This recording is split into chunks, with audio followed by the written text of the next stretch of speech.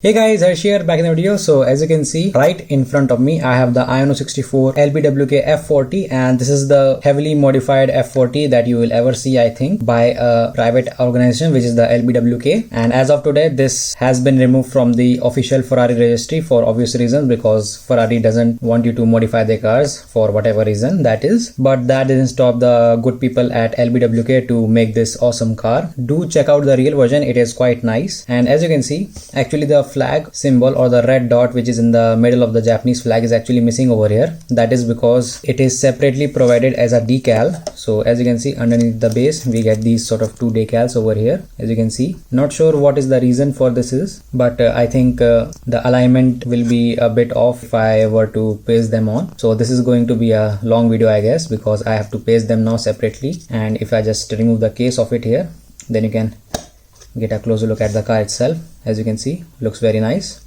So this is, I think, a pretty standard Iono 64 base, nothing too special over here. You can see the graffiti on it, looks very nice as well. And it has this sort of finish over here which is usually given to metal to prevent slip if you were to place your feet onto it, held by only one screw at the bottom, as you can see. So let's remove it, paste the decals and take a closer look at it.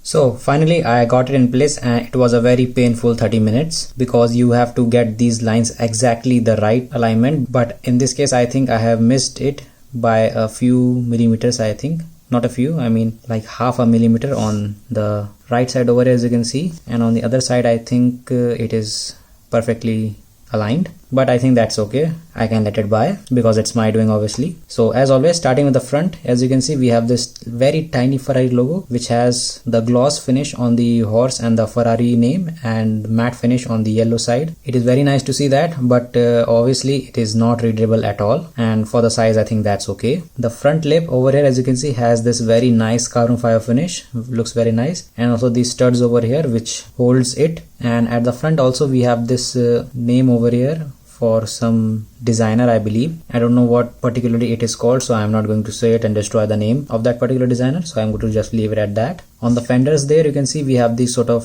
aerodynamic pieces bolted on externally to increase the downforce. Looks very nice, gives a very sporty look to the car. And then if you look at the front intercooler, I think there is also another Ferrari logo in silver color, and behind it we have a hexagonal design. As you can see, looks very nice. Also these small vents that you see over here on the sides also have this hexagonal design. On the top you can see we have the headlights. They have these sort of tiny little black dots, those are actually bolts. And inside it we have the headlight. It is a plastic inside headlight, very nicely detailed, as you can see. But at the end of it you can see we have some chipping issues going on, which I think can be solved by opening this car up, which I will be doing to show you guys the interior. But I think it is a very minor detail which is on the inside of the car, not on the outside, so we can, I think, let it go. We have these vents over here which are painted, not actual cutouts. These are for the tire cooling. So in the real version they will have these vents so that the air can pass through the tire and cool them down a bit, but in this case they are just painted. As you can see here we have another vent as well, so the air can go through here and come out of here and create a downforce just like the Formula 1 cars, but in a very subtle way. We have another #slammed writing over here, which is obviously this car is. It is not in this particular case because they are straight tires and they don't have any cambers on them. As you can see, they are just straight up. But the good thing about it is that they are freely rollable, not entirely freely. The back tires, as you can see, roll pretty freely,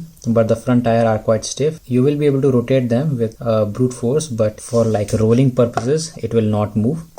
The back tires will roll, however, as you can see, only with the back tires the car rolls pretty fine. And speaking of the tire, as you can see, they are quite nicely detailed with the Toyo tires and the Pro Access logo on either side of the tire. Also they have a stationary disc brake inside them, so let me just try to see if I can show you or not. So when the wheel is moving, I think you can see the stationary brake disc and the brake caliper inside. On the back tire I think it is nicely visible, as you can see. It also has some serrations inside it, the little dots that you see on the disc brake, which looks quite nice. Now moving to the side there, you can see we have another Ferrari logo. It looks very nice. It is, I think, separately pasted onto the car body, which is the same case on the other side, as you can see. And we have this black paint over here, which is actually a vent, but in this case it is a simple black paint job. Right under the mirror we have the LB logo, which is Liberty Walk logo, as you can see, along with the Liqui and Esparco, I believe it is called. Not sure how to pronounce it, but the quality on it is quite nice, as you can see, clearly visible. And at the bottom left we can see we have another logo, which is some company I cannot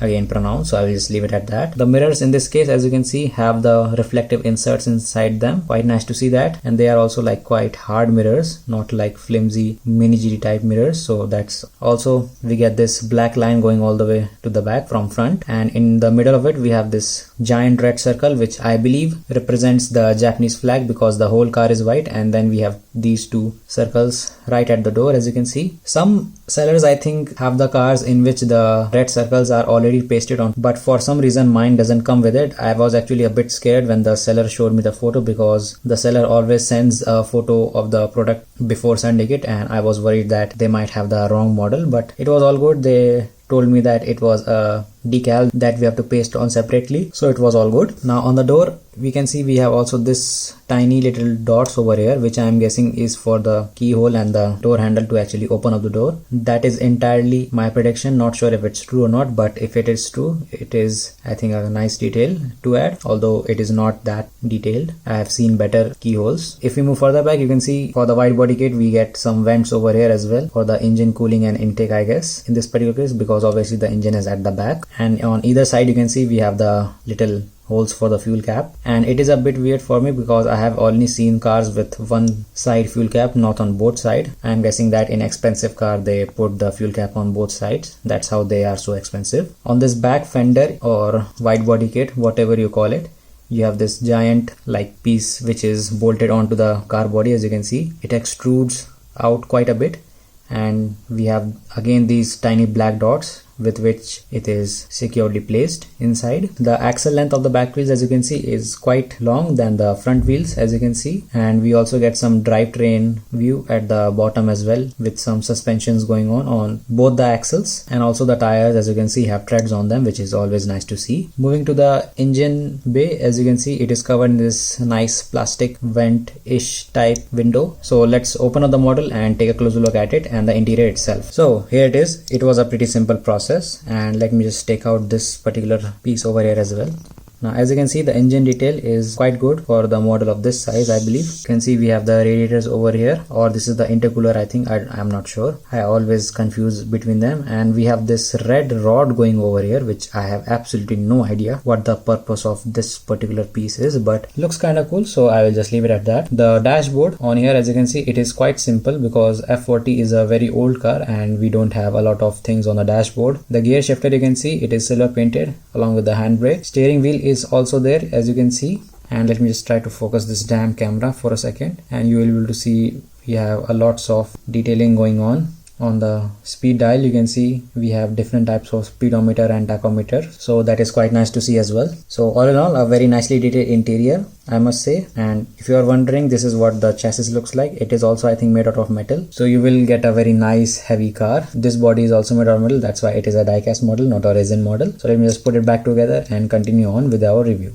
On the back side we have the number 56 for whatever reason it is there, I don't know. On top we can see we have the Liberty Walk logo again, looks quite nice, and we have the writing of it as well underneath it. It is, I think, sort of readable, but you have to have a magnifier lens to read it, or maybe not, because it is, I think, unreadable right now. And beneath that we have this fake vent again with some black stripes going on. It is for the 3 intakes, I believe. You know, you will need to discharge the air somehow that you are sucking in with all these intakes. And now if we talk about the back wing, you can see it has this very nice carbon fiber finish. Not on the underneath, however, it is just a simple black plastic piece or a metal piece, I don't know, but usually I think the carbon fiber finish would go all the way to the back as well in the real version. Also we have this sort of piece over here. It is acrylic. I don't know if that's the case in the real version, but it sort of looks like it should not be there, but I don't know, maybe we'll need to check that out. On the top we have Kamui Produce logo. It is the brand, I think, which produced this front wing, or maybe not. You can see like the design of this back wing is sort of like the ER34, which is also produced by the LBWK community. This is sort of their like signature style of mounting the back wings, I guess. On the other side you can see instead of LBWK we have the F40 and with the number 56 again, and also this tiny little brand over here which is AME, and I don't know this brand also, so I will just leave it at that. Moving to the back, which is extremely detailed in my opinion, you can see we have this sort of black carbon fiber strip bolted onto the car body. The purpose of it, I am not sure what it is, but kind of looks cool, adds a very nice contrast to the car body. Underneath that, on either side, as you can see, we have 2 We have pair of two tail lights which are red in color, looks absolutely beautiful, and they have this very nice shape on it as well to mimic the actual tail light. On the license plate it says Liberty Walk and the Ferrari logo is at the side. Also we have these sort of red reflectors over here, I believe. Not sure if they are reflectors or actual brake light, but they are like decals, not the plastic inserts that we see on the top. Then if you look at this diffuser over here, it is wholly made out of carbon fiber from top to bottom. Not the bottom actually, the sides, as you can see. Looks very nice and gives a very aggressive look to the car. The exhaust system on this one, it is black painted, has holes inside it, and the inside is also black painted. So 3 out of 3 for the exhaust system there also. And above the exhaust system we have another logo which I cannot pronounce, so I will just leave it at that. So there it is guys, the LBWK Ferrari F40, which is now removed from the official Ferrari registry. Wow, that rhymed quite well. So thanks for watching the video. Hopefully you enjoyed it, and hopefully I was able to provide some information on this red circle again. And as always, thanks for watching the video. Hopefully you enjoyed it, and if you have any doubts, comments or opinions about this video, you can comment down below or about this car. And as always, I will see you all in the next one.